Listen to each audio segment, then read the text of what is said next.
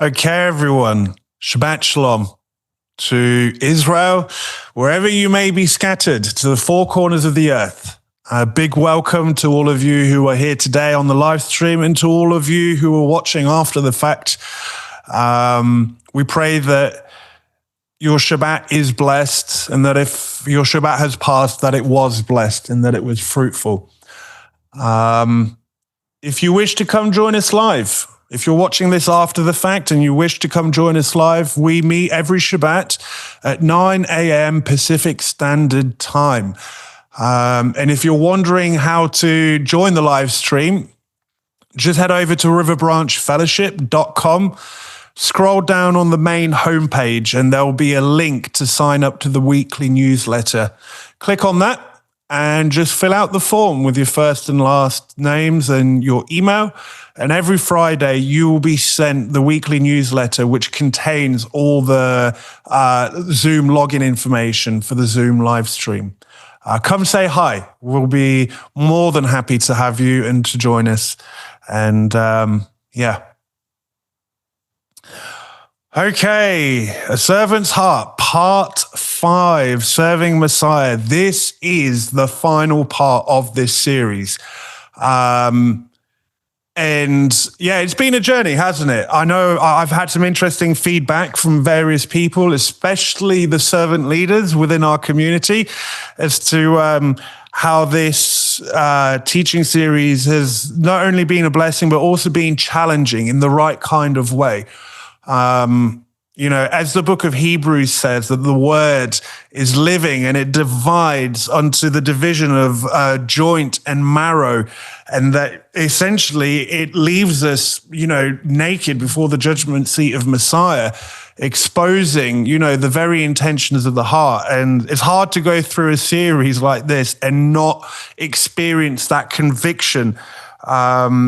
You know, so we've covered a lot over this series. You know, we kick-started with the desire of the heart, because let's remember that this series is coming from the angle of how are we to go about our serving of the King. And we have to understand how the desire of our heart actually forms the bedrock and foundation as to where our service will come from. Because as we saw over parts 2, 3, and 4, we can generally fall into some interesting and unfortunately all too common pitfalls in spite of our good intentions. And so parts 2, 3, and 4 were very convicting, I know, because as Curtis and I often say, you know, when we give these teachings, we speak to ourselves first. You know, the only reason I'm even able to give a teaching like this is because, unfortunately, I've fallen foul of all of these 3 points. I have served man in my past. I have served the system in my past. I have served self in the past. Why? Because the desires of my heart were not in line with his desires. And so what does it actually look like then to serve Messiah? What I will say is, today's teaching is going to be very much more of a bird's eye view, a zoomed out, more eternal perspective of what it means to serve Messiah and why. You know, if you want the functional ways of going about what does serving Messiah look like in the practical level, well, there's 2 ways to do this. Go revisit parts 2, 3, and 4 and do the opposite. Don't do what was listed in parts 2, 3, and 4. But, you know, to be more serious, everything that we have done and taught on since River Branch officially launched all the way back in just after Sukkot in 2024, all of the teachings that have come since that point have actually been the practical aspect of how to serve Messiah in the practical. And so because we've laid this foundation already, with the First Timothy series, with the Treasured Possessions series, with the Discipleship series, like these are actually the practical tools, as it were, as to what does serving Messiah truly look like while we're here and now in the time domain. And so I'm not going to relay that foundation.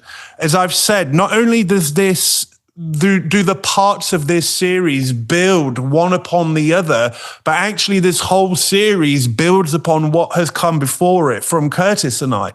And so today we're actually gonna zoom out in the helicopter. We're gonna zoom out because we've laid the practical foundations in the few series leading up to this point.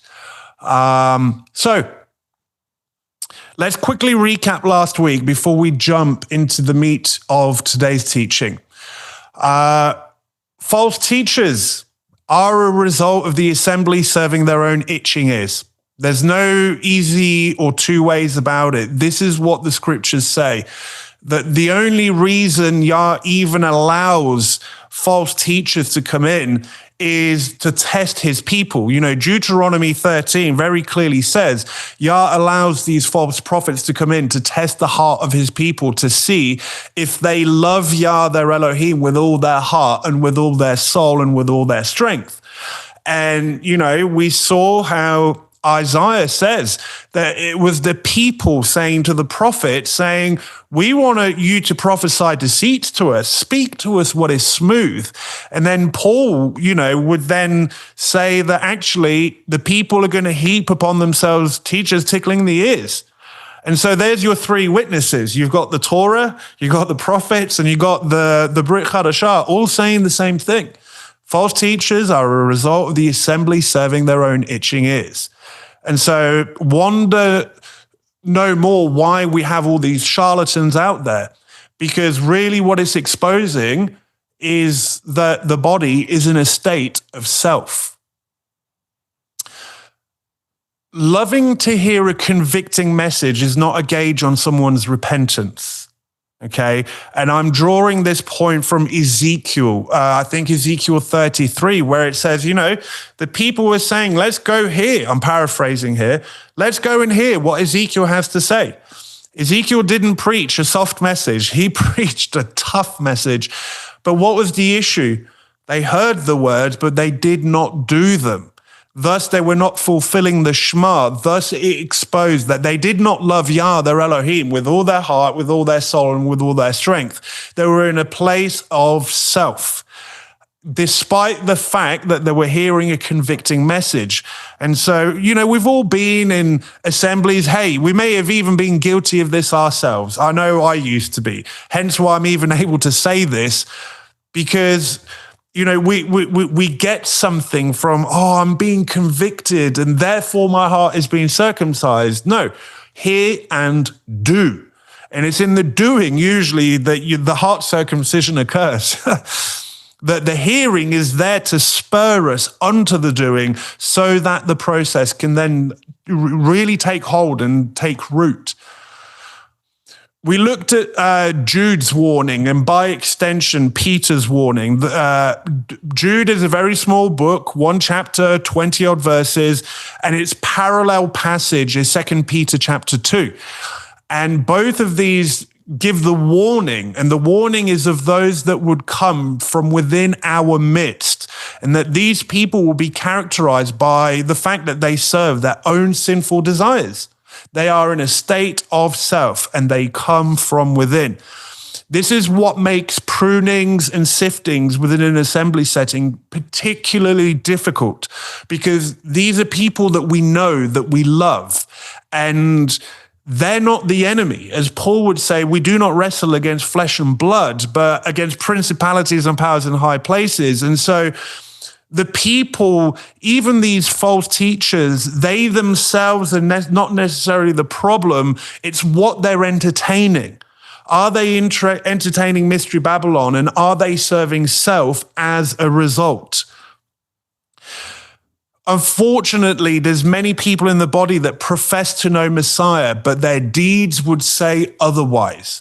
You know, as the prophets, again, they say, these people honor me with their lips, but their hearts are far from me, which means that they're saying all the right things, but their hearts are not being circumcised. And thus you end up in this position of hypocrisy, insincerity.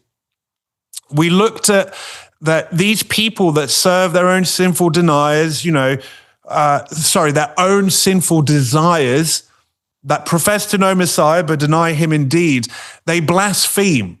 Now, when we think of blasphemy, we think, heretical doctrines. And then, first of all, we have we don't know what the word blasphemy means, and we don't even know what the word heretic means. You know, we think that blasphemy and heresy is doctrinal error.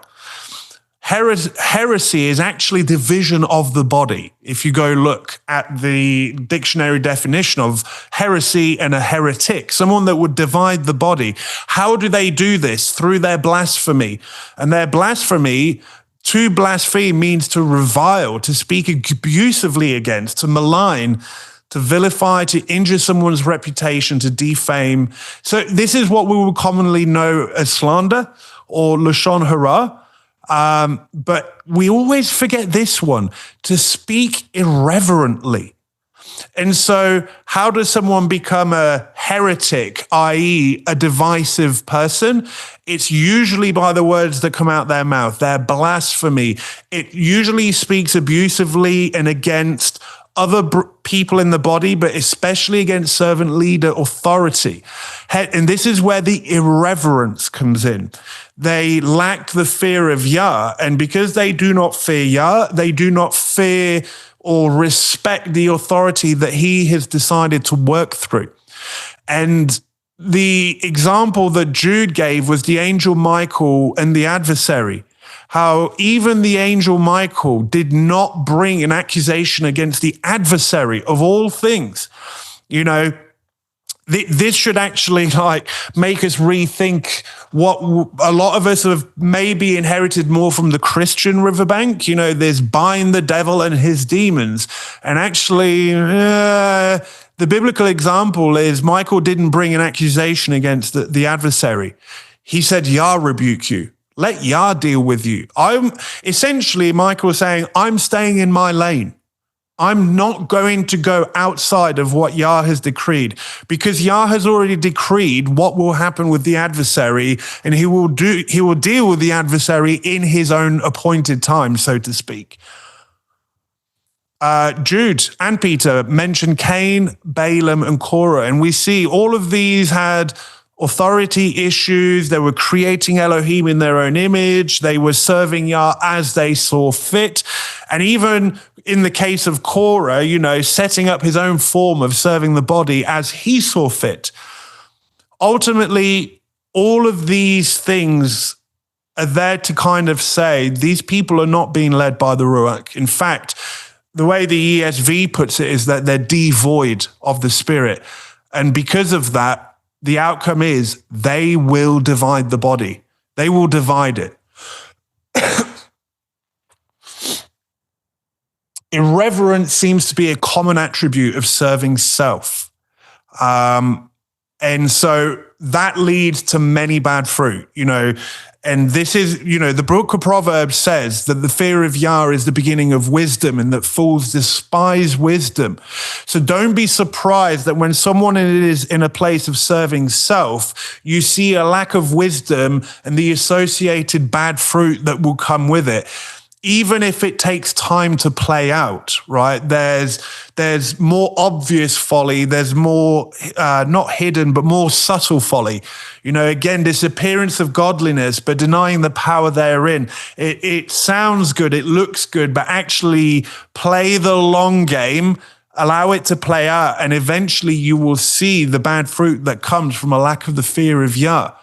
And this has resulted in so many things, rewriting the scriptures to see fit your own doctrine, maybe just tearing out whole portions of scripture, maybe being divisive against his body, maybe railing against brothers and sisters.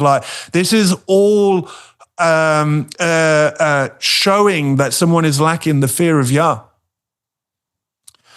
Serving self will ultimately lead to delusion, whether that be rewriting the word, creating Elohim in our own image, but more specifically, thinking of oneself more highly than they ought. And this doesn't even have to be in the obvious, arrogant, boastful sense. You know, it can be in this idea of I've arrived. I'm the prophet. I'm the all-knowing one. You need to listen to me. Think, not being humble, a lack of humility, actually. And so serving self, it's more obvious in some situations, but sometimes it takes the peeling back of the layers. And sometimes it just takes a little bit of fire and time for it to be really exposed. Self only serves authority when it agrees with it. So people confuse agreement with submission. You will truly find out whether someone will submit one to another when something comes up that they don't fully understand or don't necessarily agree with. And can they in that moment go, no, I trust that brother. I see the good fruit of that person. I see the fruit of their wisdom. Just because I don't understand it now doesn't mean that maybe they're not correct or maybe that there's something more. And so most people claim they serve authority, but actually they're only in agreement with it. Watch when the tables turn, how quickly that so-called serving authority suddenly becomes divisive or lashing out violent behavior. Self will whitewash, and I've put here blend in.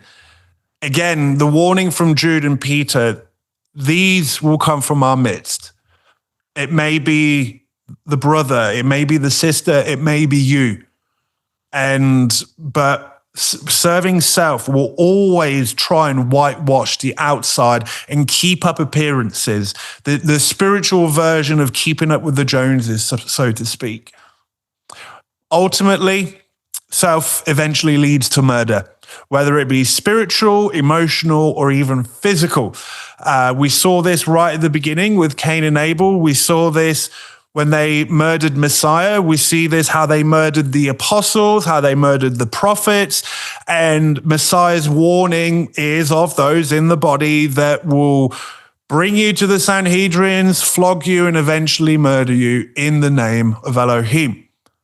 And so self is a one-way ticket to murder, essentially. We finished on this question: is serving self a product of the fallen state? Because we're in this fallen state, and, you know, one of the greatest muddying of the waters that has ever been done in the body of Messiah is a combination of understanding what went down in the garden, what was the purpose of the fall of man, what is the purpose of the fall of man now, what is Yah's ultimate desire, you know, how the millennial reign fits into all of these things. Like, there's so much muddying of the waters on these things, and actually these are the bedrock of the faith. You know, if you understand the why, you know your faith. And there's just been so much muddying of the waters on this, so much so that it's created something you know as atheism, because atheism is a result of the religious body being a terrible witness. You know, it's amazing how a non-believer can see through the folly of the leavened understanding of religion. They can see through it. And they think it's folly, and it is folly. And why is that? It's because of this muddying of the waters, not only on key doctrines, but essentially really the muddying of the why of the plan of redemption. And so is serving self a product of the fallen state? And I said, no, it's not. And so that beckons us the question, well, why the fallen state? So, as I said when we opened up the teaching, we're not going to look at the practical aspects of what it means to serve Messiah. We've just done almost a year's worth of teaching, giving you the practical aspects of how to practically go about serving Messiah and serving his body. Let's look at the why. Let's look at the heart, the spirit. Let's look at the desire of our King's heart, okay, to look at what it means to serve Messiah. We opened up the teaching series with this. Genesis 2:9, out of the ground, Yah Elohim made to spring up every tree that is pleasant to the sight and good for food. The better translation here is every tree that is to be desirable to the sight and good for food, because of this word here, chamad. This is the root word. And here in this particular form, nechmad, it's in the nifal form. It means it's to be desired. It's to receive the desire. And so this is before the fall of man. Before the fall of man. And we see that Yah created desire. And as we said in part 1, desire is not good or evil. It just is. The problem comes in what is the object of our desire and what is the source of our desire. Because as we saw, there's 2 Hebrew words for desire. As we see in this passage, we've got the word avah and the word chamad. And avah tends to be the object itself is desirable because of its innate qualities. But the word chamad is something, the desire comes from within your soul, from within your heart. And so the desire is a two-way stream, as it were. This is why you can desire something that's actually not good. That's, let's say, ugly, for lack of better words, because your heart is bent out of shape. It's desperately sick, right? As the prophets say. So when the woman saw that the tree was good for food and that it was a delight to the eyes or desirable to the eyes, and that the tree was to be desired to make one wise, she took of its fruit and ate. And so we see desire being used by the adversary, playing on this desire to deceive the woman into partaking of the tree of the knowledge of good and evil. And so let's remember, at this stage, Hasatan is working with an unfallen Eve. That's what he's working with. And how is he able to deceive a glorified woman, a glorified Eve? So we see here, again, as we said, desire was created before the fall, okay? Now, I made the point in part 1. If we go back to Genesis 2, it says that all of the trees were to be desirable or pleasant to the eyes and good for food, okay? All of the trees of the garden share this in common with the tree of the knowledge of good and evil. It was good for food. It was a delight to the eyes. What is unique to the tree of the knowledge of good and evil? It was desired to make one wise, okay? It was desired to make one wise. This is the thing that the adversary is using. He's using Eve's desire, and he's using the temptation of wisdom to do that. Now, again, let me ask you this. Is wisdom bad? No. Proverbs goes ad nauseum to tell us that we need to go get wisdom, does it not? Question is, how do we get wisdom?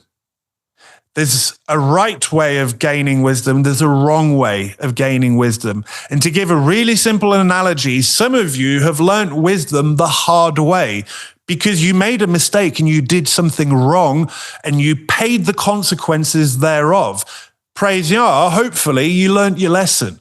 And from that you gained wisdom. But that's the painful way of going about it.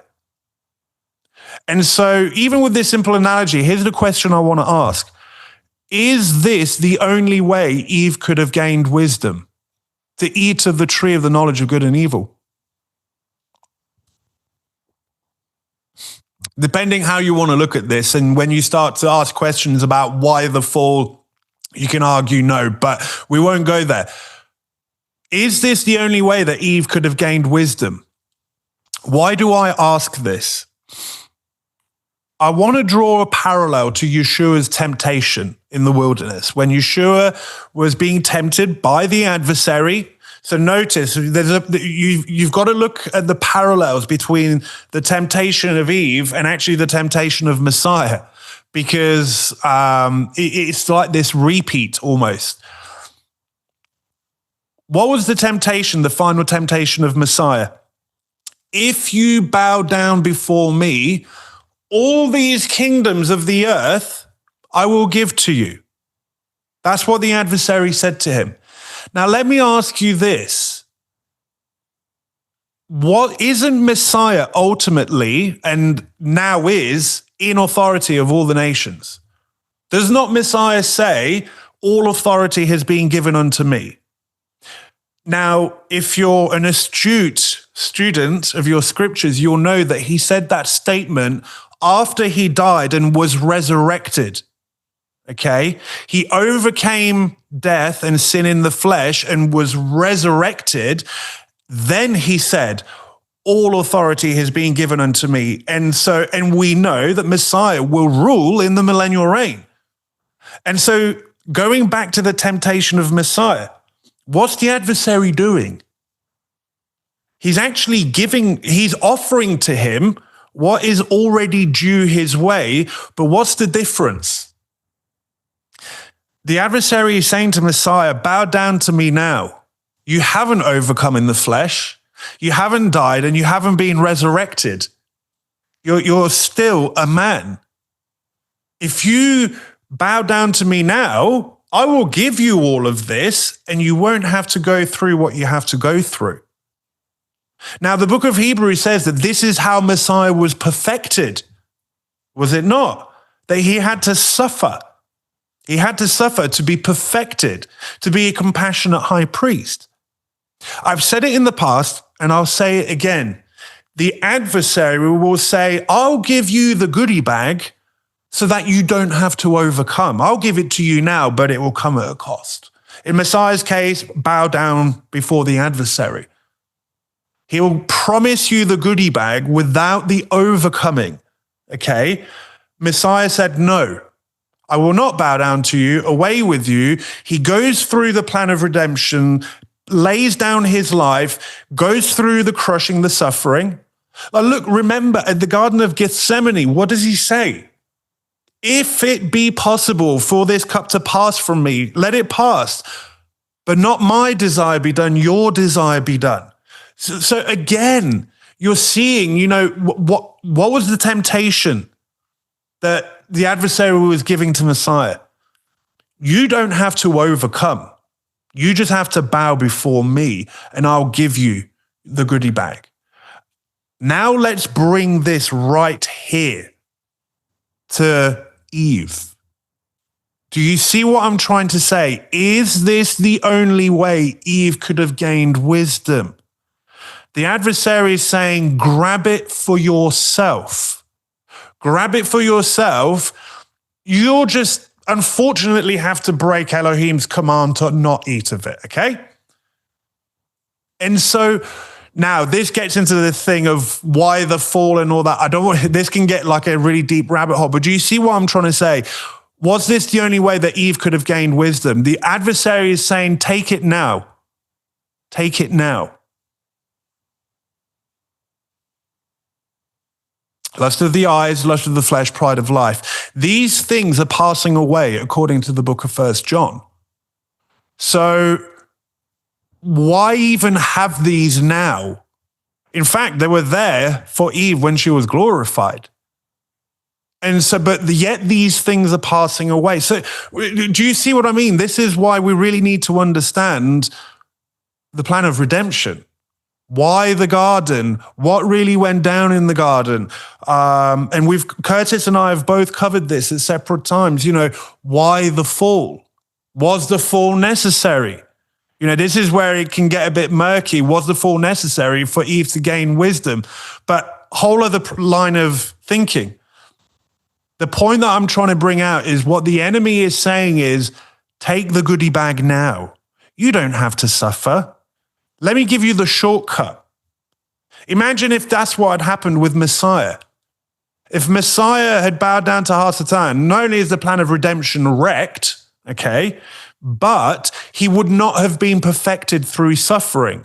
Thus, he would not be fit to be sat on the throne, because Yeshua says, as I overcame and sat on my Father's throne. He had to overcome to be fit to sit on that throne. And he's asking the same of us. Overcome to he who overcomes.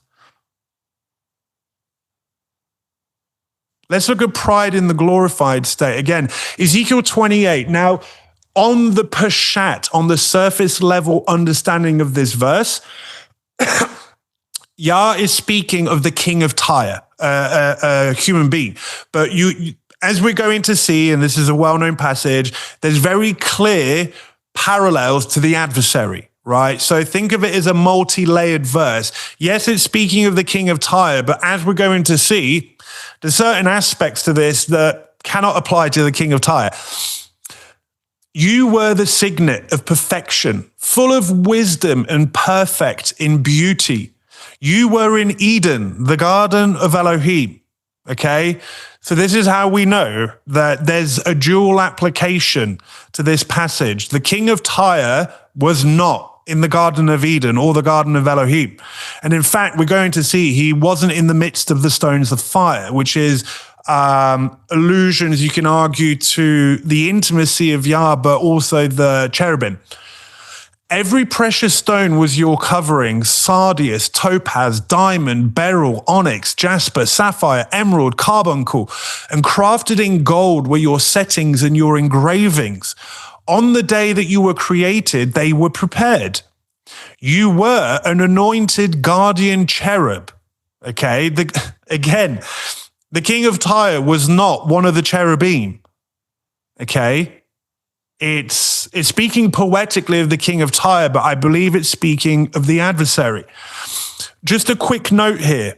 The word guardian in the Hebrew, if I'm not mistaken, it's sachach, which means to cover. So it can be translated, you were the anointed cherub that covers. Covering what? Now, where do the cherubim reside? You read of 4 of them, right? Surrounding the throne of Elohim. And I make the case, was the adversary a 5th one? It would seem so from this passage. I placed you. You were on the holy mountain of Elohim. In the midst of the stones of fire, you walked. You can make the case that this is, the altar of incense in the heavenlies, but I think more that is speaking of this place of intimacy among the cherubim. In fact, it is saying you were an anointed guardian cherub, or a cherub that covered, that screened. If you look at it, it means to cover, to screen, to hide something. And I'm going to make the allusion to, was he maybe covering the glory of Elohim? And is this what the adversary does? He seeks to cover the glory of Elohim, i.e. to hide it in a negative connotation. You were blameless in your ways from the day you were created till unrighteousness was found in you. This is a glorified being. This is a cherub, the cherubim, the living creatures. Like I said, you see 4 of them around the throne. Did there used to be 5? Whole other side discussion, but the point that I'm trying to say is unrighteousness was found in him, which means that even unrighteousness is not a product of the fallen state. Oh, knee-jerk reactions, I can sense them. Just let the scriptures speak for themselves. Unrighteousness is not a product of the fallen state. Because look, we have a glorified being, the adversary, having unrighteousness found in him. And he's before the throne. This implies that the other 4 living creatures that are left still have the propensity for this to happen to them. Now, scripture would say that doesn't happen, but do you get what I mean?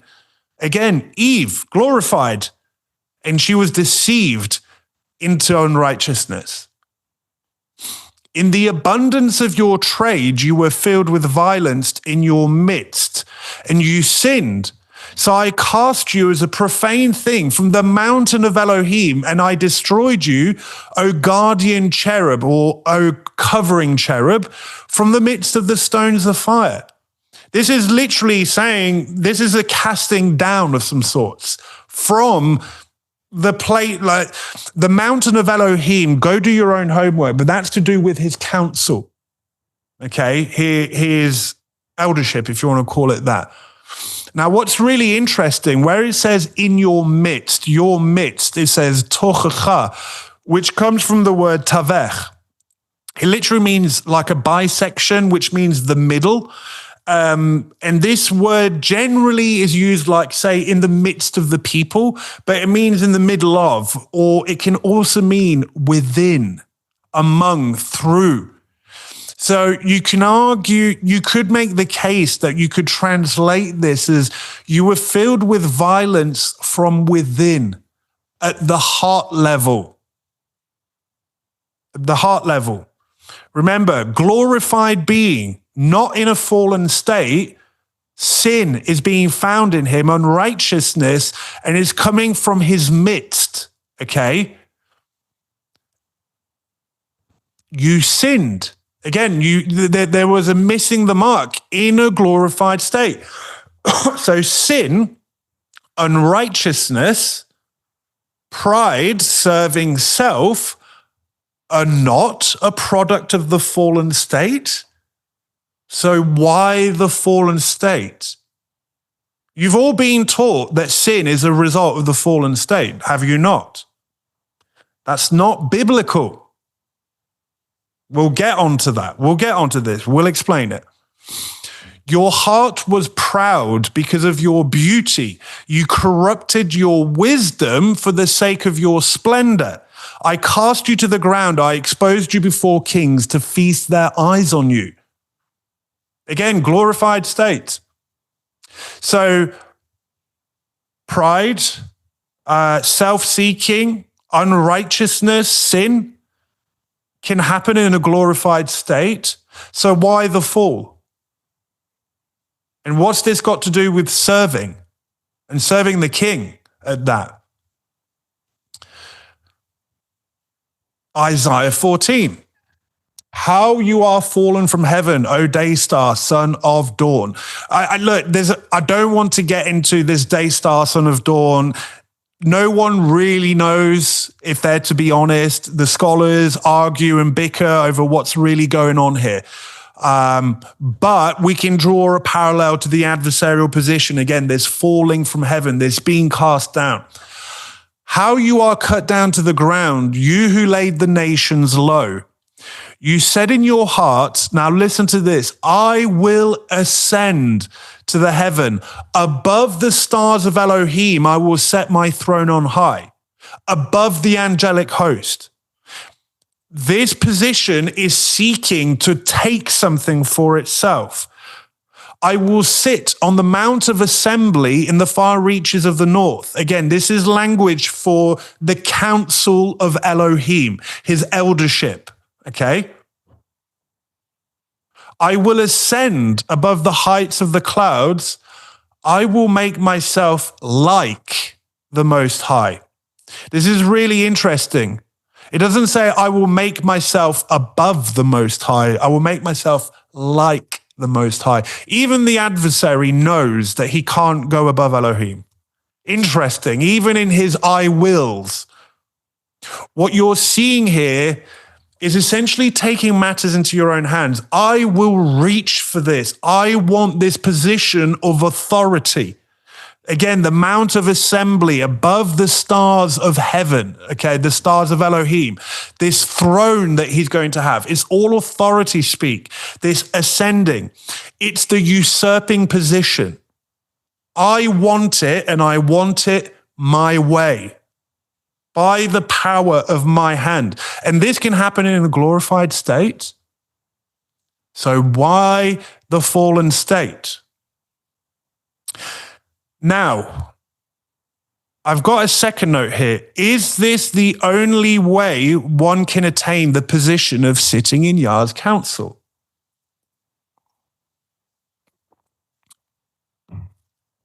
You can either grab it for yourself. Good luck with that, by the way. Good luck with that. What's the only other way to be in a position of sitting in Yah's council? To he who overcomes will sit on my throne as I overcame and sat on my Father's throne. What was I saying? What was the temptation the adversary gave to Yeshua? Take it now. Don't overcome. What was the temptation given to Eve? Take it now. Do it your way. I will. Not he will. Do you see the difference? He will. That's the right way of going about it. Is this the only way to attain the position of sitting? In fact, I would say the only way is through overcoming. But do you see the point I'm trying to make? Do you see the point? We'll get onto this because if you can fall into this place of unrighteousness, pride, self-gain, usurping in the glorified state, well then, and these things are not a result of the fallen state. Well, what is the fallen state all about? I'm going to say this. In the fallen state, you're more prone to it. It's more of a temptation, should we say. You know, when scripture says that we're crooked, like the ISR uses the word crookedness, and actually it really reflects what the Hebrew is saying. You're bent out of shape. You're bent. You're crooked. That crookedness makes you more prone to something. Okay? Now I'm stating this, but let's see what scripture says. So what is the purpose of the fallen state? What's the point? What's the point of if unrighteousness, sin, pride, usurping is not a result of the fallen state? What is the purpose of the fallen state? To understand this statement, you have to understand what is the outcome of the fallen state. What is the outcome? What is the fruit of the fallen state? And this starts to begin to, let's look at the effects of the fall.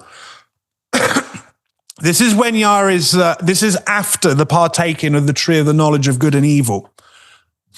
To the woman, he said, I will surely multiply your pain in childbearing.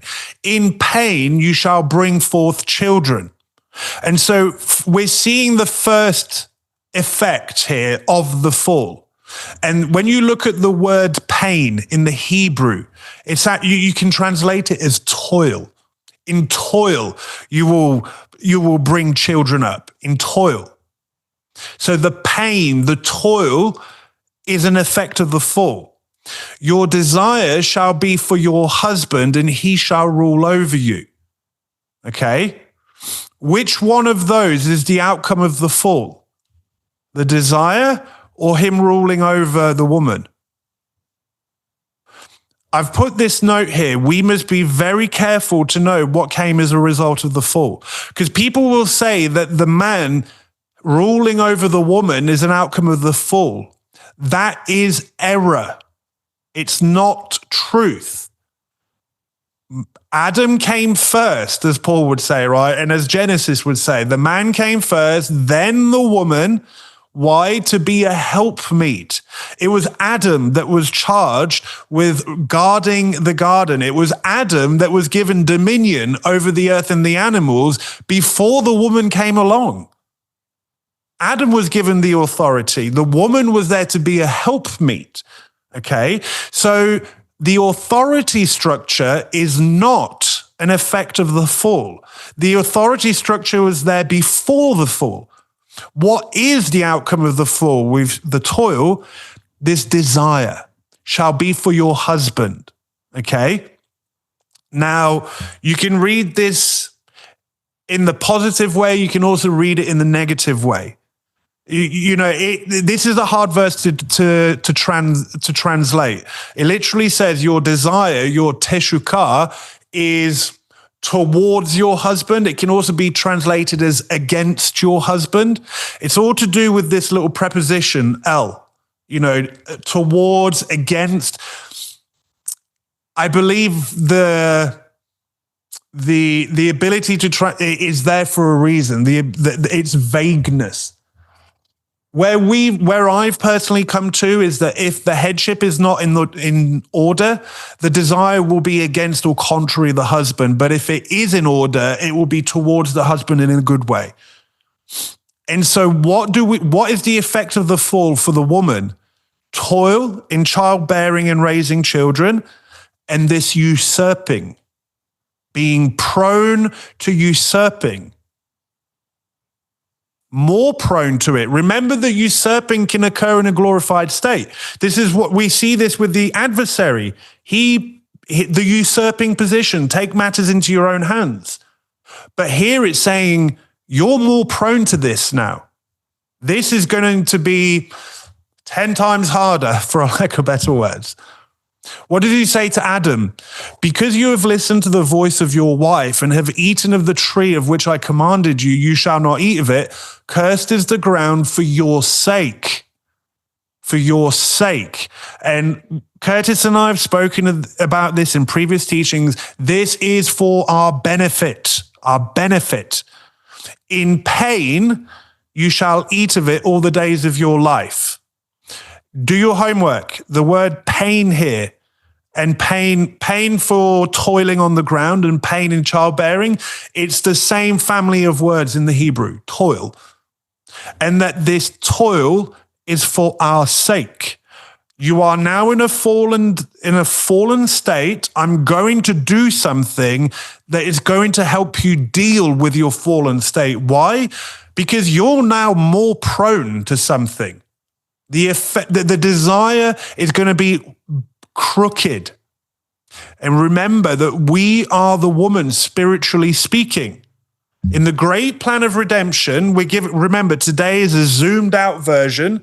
So we are the woman in the spiritual picture, which means that spiritually speaking right now, because we're fallen, we're way more prone to usurping, way more prone to it. This means that the usurping the adversary did is actually even worse because he did it from a glorified state. He didn't have this fallen state that he can shift the blame on or part of the blame on. Do you see what's going on with the effects of the fall? We are now more prone to something. This is what the fall does. Sin is not an outcome of the fall. Neither is unrighteousness, neither is usurping. These things can be done and have been done in a glorified state. Your Bible tells you so. So the fallen state makes you way more prone to it. It makes you way more prone to sin, makes you way more prone to your proclivity to do it has been raised much, much higher. So what's the purpose of it? Why would Yah put us in this state? Why? Wasn't it bad enough that it happened in a glorified state? Again, why? We're now going to go to the other bookend of, at least nearer to the bookend of the end of the plan of redemption. Let's look at the reward of what can be achieved in this time domain. Matthew 25:20. This is the parable of the talents. He who had received the 5 talents came forward, bringing 5 talents more, saying, Master, you delivered to me 5 talents. Here I have made 5 talents more. His master said to him, Well done, good and faithful servant. You have been faithful over a little. I will set you over much. Enter into the joy of your master. If you understand the appointed times and their fulfillment, you will know that this is the judgment seat of Messiah that Paul would speak of, that everyone in the house of Israel will have to give an account for the deeds that they have done while in this fallen state, while in this time domain. and that there will be rewards and that there will be losses. And we see this with the parable of the talents. There's two faithful servants and there's one wicked, lazy servant, right? The two faithful get a reward. What does the wicked, lazy servant get? Shame. He gets nothing. He has a loss. Faithful, trusty, faithful, of persons who show themselves faithful. Look at this, in the transaction of business, the execution, faithful in the execution of commands. Well, what was the command the king gave us before he ascended? Go make disciples, maybe? Or how about faithful in the discharge of official duties? One who kept his plighted faith or word. Look at this, worthy of trust, that can be relied on. That's what faithful means.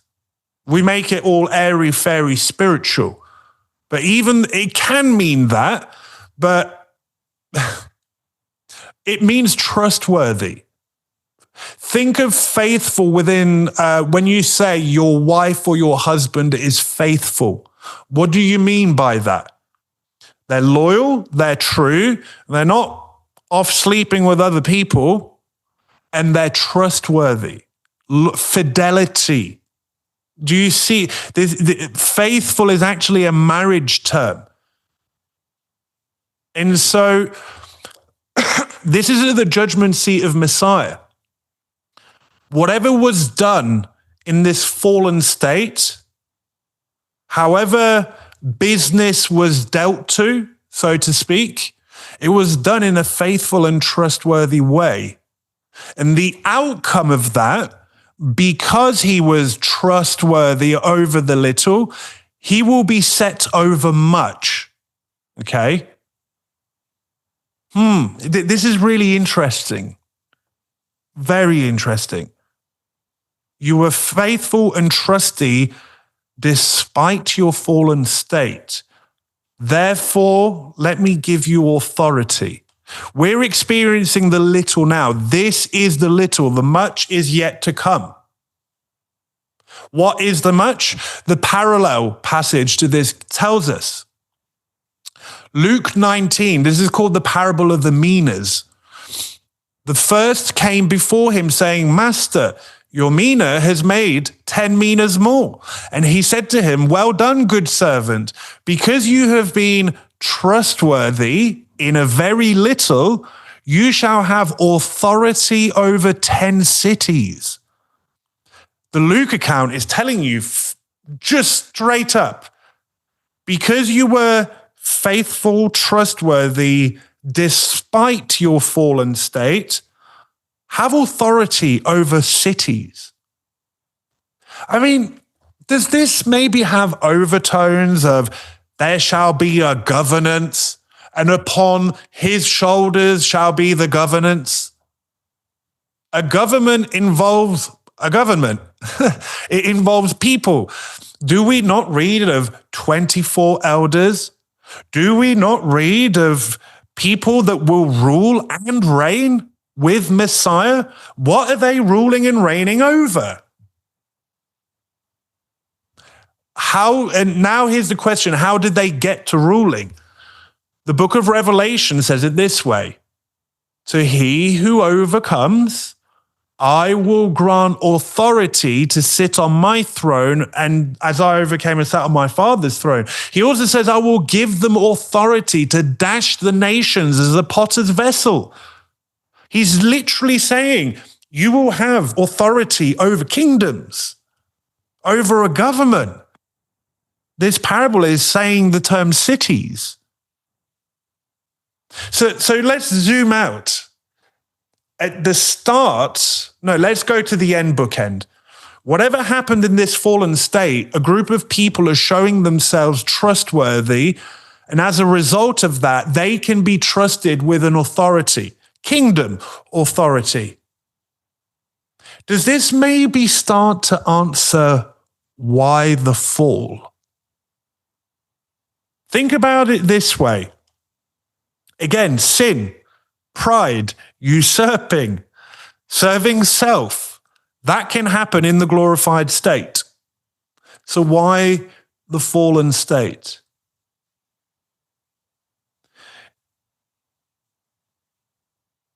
Trustworthy, faithful. You know when Curtis calls this the test, this time domain, the test of what?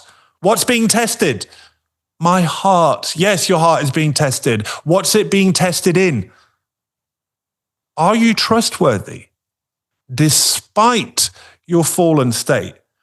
Remember what I said. The fallen state does not cause sin or unrighteousness or usurping. It makes you way more prone to it, though, does it not? Way more prone. It can happen in the glorified state. It's going to happen a lot more in the fallen state because of this crookedness. You're bent out of shape. Okay? And so, if you can be trusted in a fallen state, how much more can you be trusted in a glorified state? Is it really that simple? Because here's the thing, why would Yah go to such great lengths? Why the fallen state? Well, I can give you one good reason why, at least one.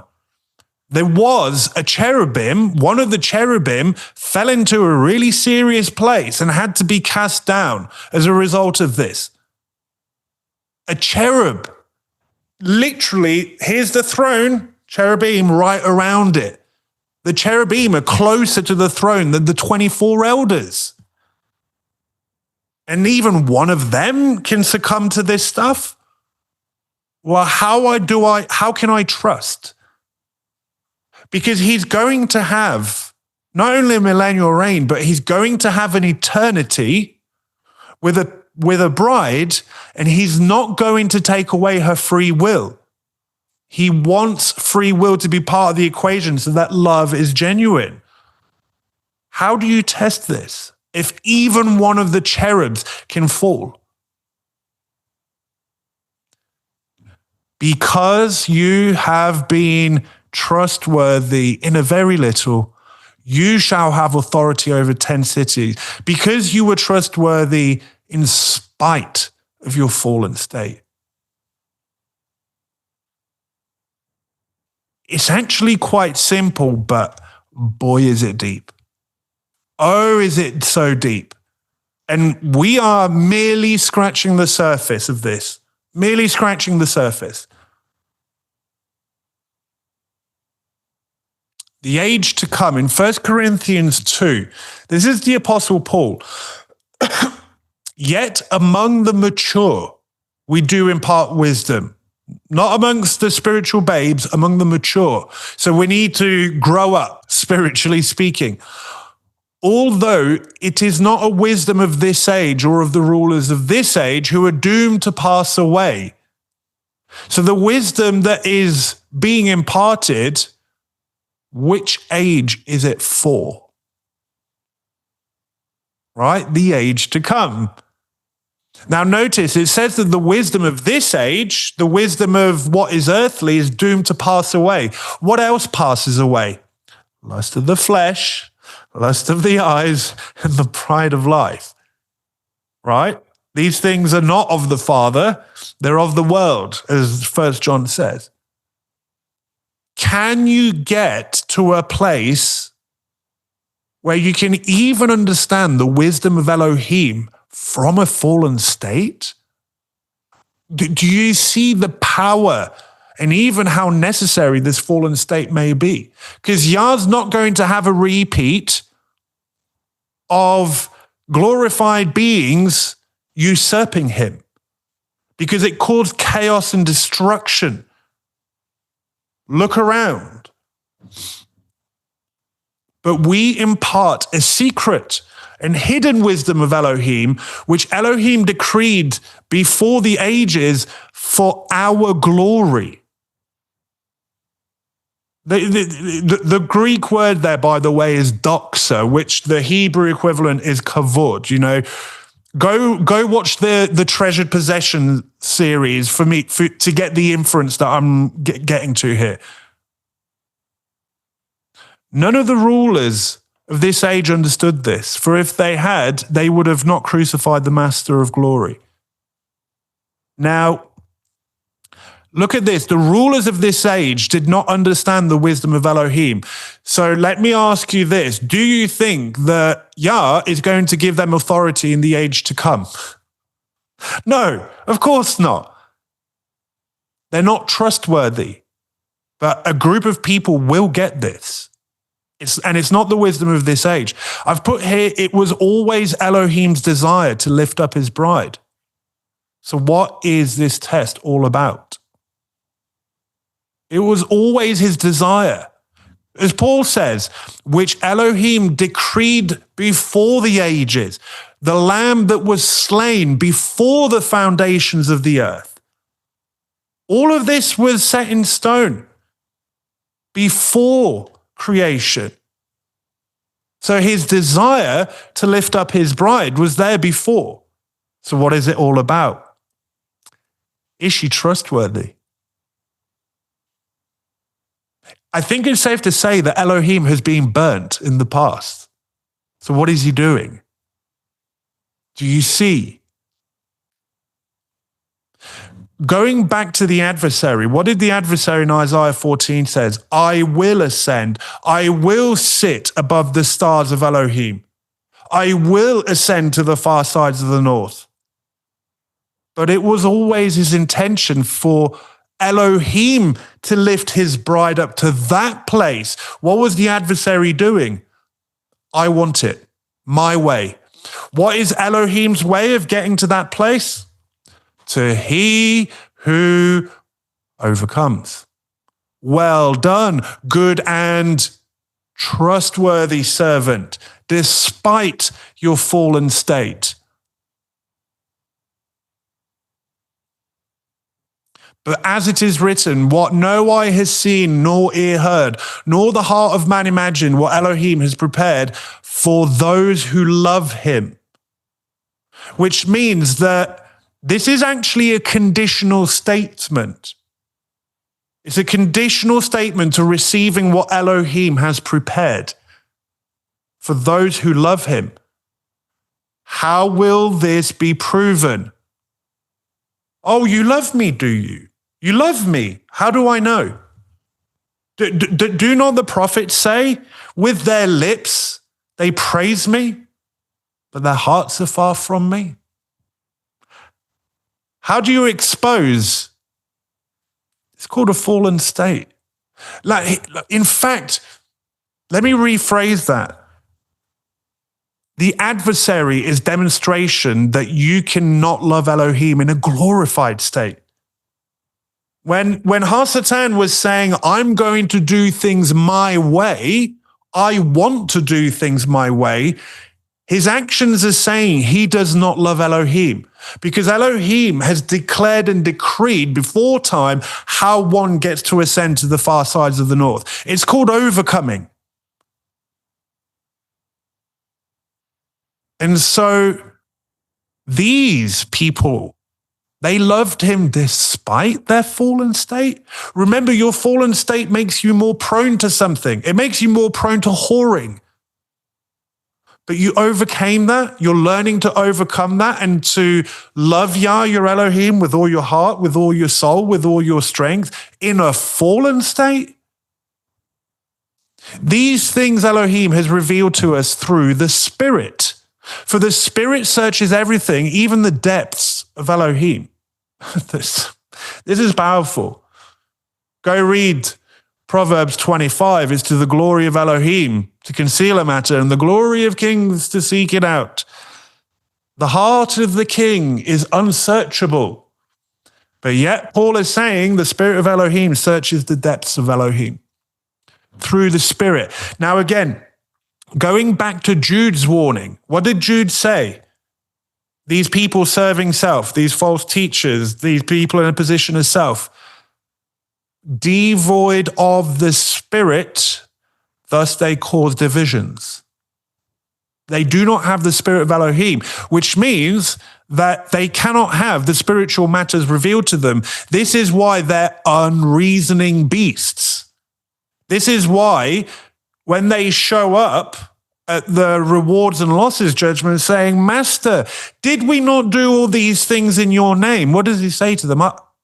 Who are you? I don't even know you. For who knows a person's thoughts except the spirit of that person which is in him? So also no one comprehends the thoughts of Elohim except the spirit of Elohim. Wonder no more now why the adversary has gone to great lengths to muddy the waters on anything to do with the Ruach or the Spirit. Because if you can muddy the waters on the Spirit, you will be blinded from knowing the depths of your king's heart's desires. You will not know your king. You will claim to, but you will not. Now we have received not the spirit of the world. Now again, what else is of the world? Lust of the eyes, lust of the flesh, pride of life. But the Spirit who is from Elohim, that we might understand the things freely given to us by Elohim. And we impart this not in words, not taught by human wisdom, but taught by the Spirit, interpreting spiritual truths to those who are spiritual. The natural person, now natural in the Greek means like of the senses. So think the worldly, the non-spiritual, even though they claim the spirit. Think outside of the tomb, but denying, appearance of godliness, but denying the power therein. That's what Paul is really saying. The lust of the eyes, lust of the flesh. The natural person, the fleshly person, does not accept the things of Elohim, the things of the Spirit of Elohim, for they are folly to him. And he is not able to understand them because they are spiritually discerned. Again, the unreasoning beasts mentioned in Jude and 2 Peter 2. Why are they unreasoning? Because they don't have the Ruach of Elohim. Why? Because they're in a state of serving self. And this is why they cannot understand. This is why the words bounce off their heads.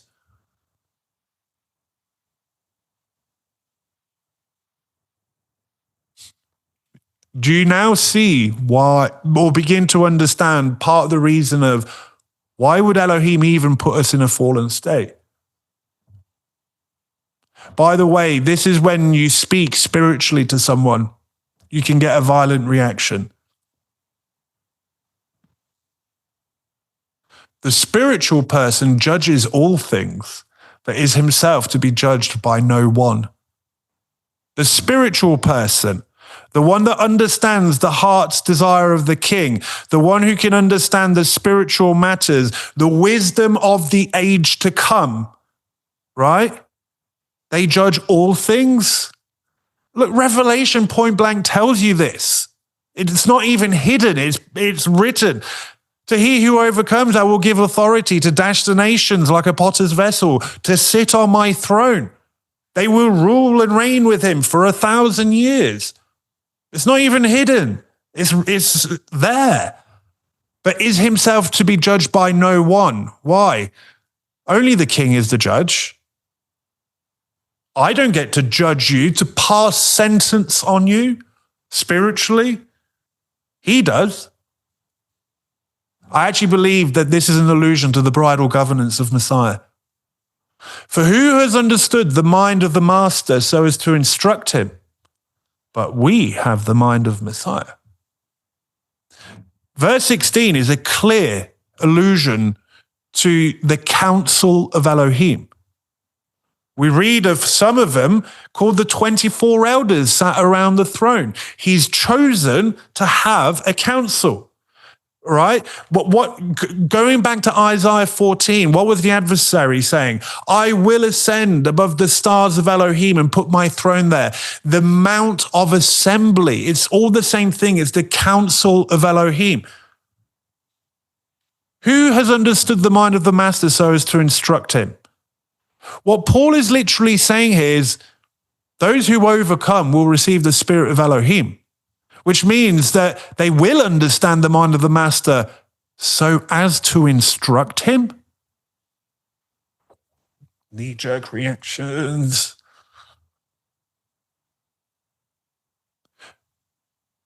The king has decided in his infinite wisdom that he wants to have a council around him.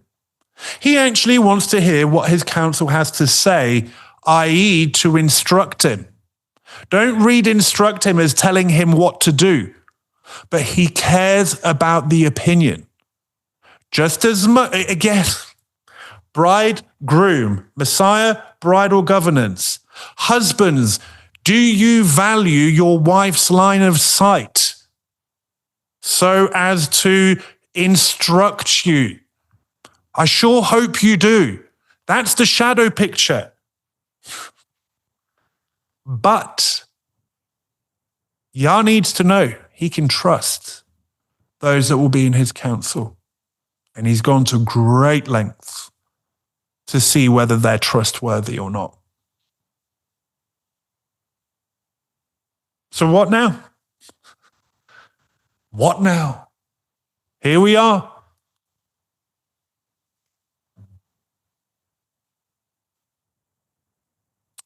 Yaakov, chapter 3. Who is wise and understanding among you?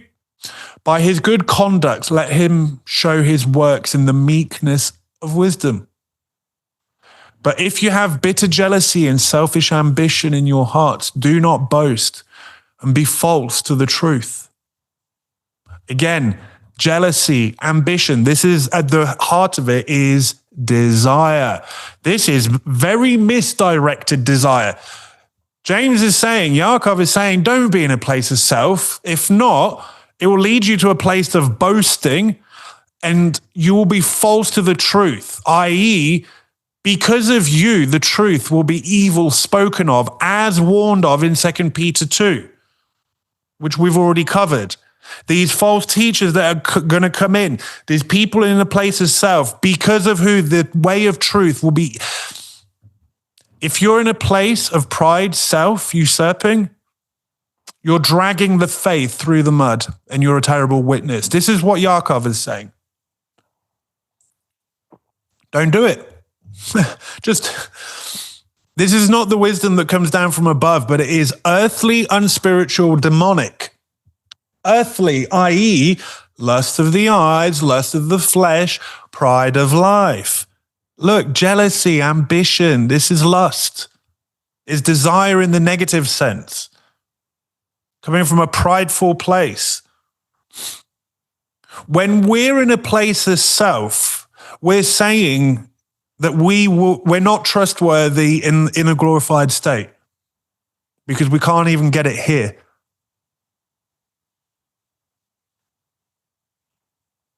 For where jealousy and selfish ambition exists,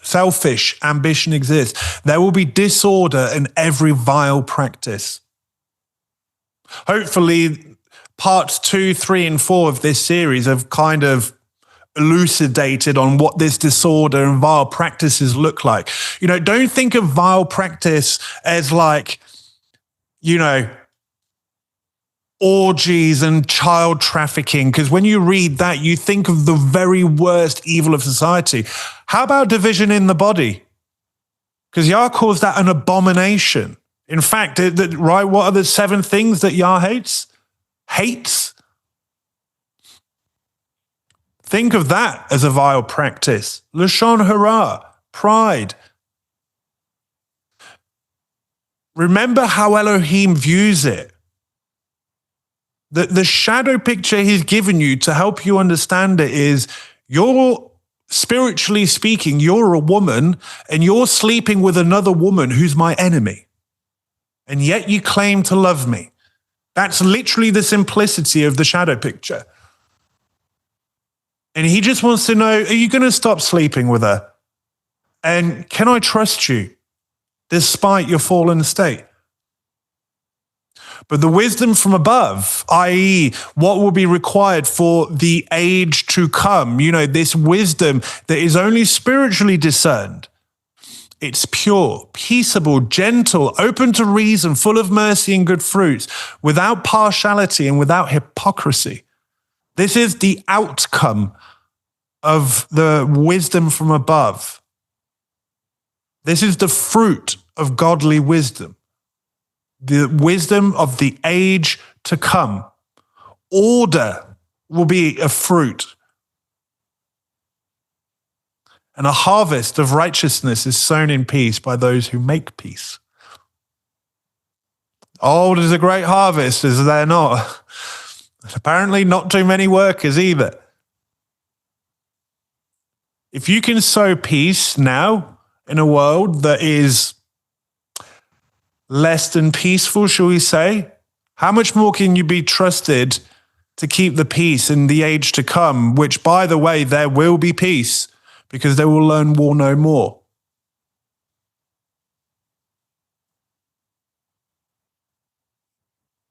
Matthew 9:37, then he said to his disciples, the harvest is plentiful, but the laborers are few. Therefore pray earnestly to the master of the harvest to send out laborers into his harvest. This is what now? Like, okay, Michael, you've spoken of, the why, or one of the reasons of the why. Well, now what? There's a harvest. Notice here, I've put here, toil is for our sake. Remember that the cursed be the ground for your sake. It's actually there to help us deal with our fallen state.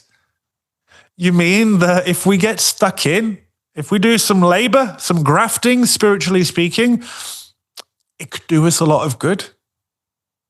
This is the problem, though. People want the goodie bag without the labor, do they not? Oh, I want the intimacy. I want the fruit of discipleship. But I don't want to work for it. You are of your father, the devil, because that's his way. Have the goodie bag without the toil. The toiling is for our sake, even spiritually speaking, while we're here in this time domain. It's how we show we're trustworthy. Remember, trustworthy, the word pistos in the Greek, trustworthy in business. Whose business? His business.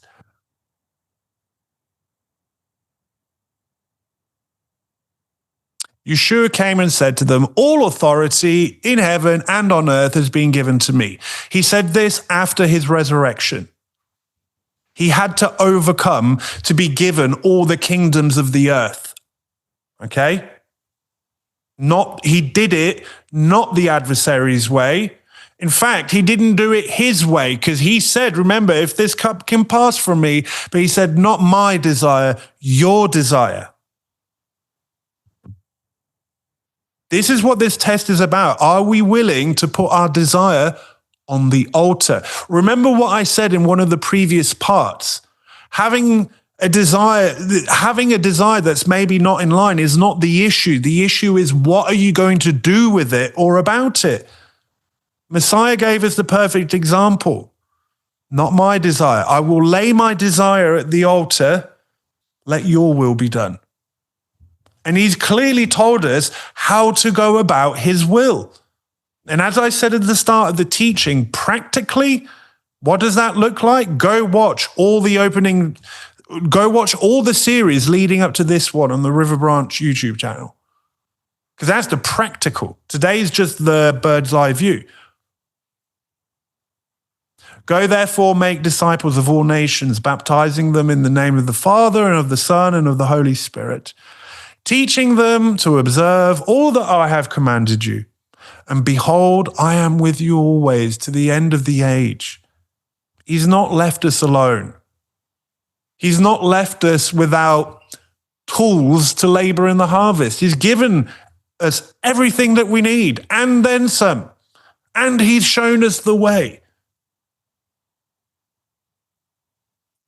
So what tools do we have at our disposal? Because remember, there's a harvest that needs to be labored in. A laborer needs tools. Proverbs 6:23. For the commandment is a lamp. Commandment, authority. It says mitzvot in the Hebrew there. The commandment is a lamp, and the Torah a light.